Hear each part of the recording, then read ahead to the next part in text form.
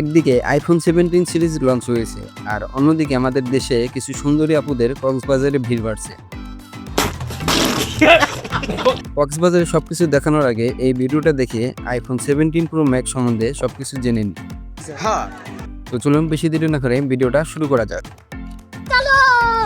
শুরুতে চোখ পড়বে এর 6.9 ইঞ্চি সুপার ব্রাইট এলটিপি ওলেড ডিসপ্লের দিকে।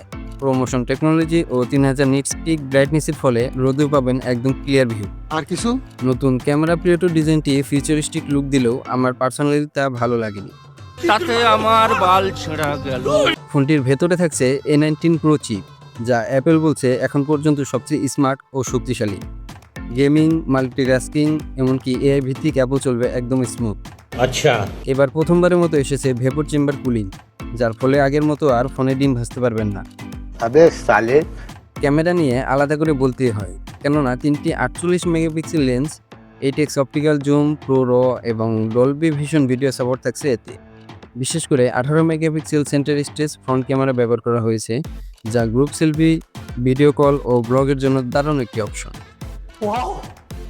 ব্যাটারির দিক থেকেও অনেকটা ইমপ্রুভ হয়েছে, প্রায় 39 ঘন্টা ভিডিও প্লেব্যাক টাইম পাবেন এমনটাই দাবি করছে অ্যাপেল। ইসিম ভার্সনে 5028 এমএএইচ আর ন্যানো সিম ভার্সনে 4832 এমএএইচ ব্যাটারি পাচ্ছেন এতে। এবার 40 ওয়াটের ফাস্ট চার্জিং থাকায় 20 মিনিটে 50% চার্জ করা সম্ভব বলে দাবি করছে অ্যাপেল। তাই এখন থেকে চার্জে বসিয়ে মার সাথে সজনী করতে যে বেধড়ক মার খেতে হবে না। কথা কি ক্লিয়ার না ভেজাল আছে? অন্যদিকে এই মডেলটির স্টোরেজ আমার আপনার এক্সের মনের থেকেও বিশাল বড়, প্রায় 2 টেরাবাইট পর্যন্ত স্টোরেজ ভ্যারিয়েন্ট রয়েছে এতে। আর আইফোনের ইউজার ইন্টারফেস ও অ্যাপ অপটিমাইজেশন তো আগে থেকেই পুরাই জোস, আর তার উপরে iOS 26 যেন সোনাই সোহাগা। পরিশেষে আমি বলতে চাই, যদি চান একদম প্রফেশনাল ক্যামেরা, ফাস্ট পারফরমেন্স আর বড় স্ক্রিন, তাহলে আইফোন 17 প্রো ম্যাক্স হতে পারে আপনার প্রথম পছন্দ। তবে হ্যাঁ, এই ফোনটি সবার জন্য নয়। দাম তুলনামূলক অনেক বেশি, ওজন কিছুটা ভারী, আর কিছু ফিচার সাধারণ ইউজারদের একদমই প্রয়োজন পড়ে না।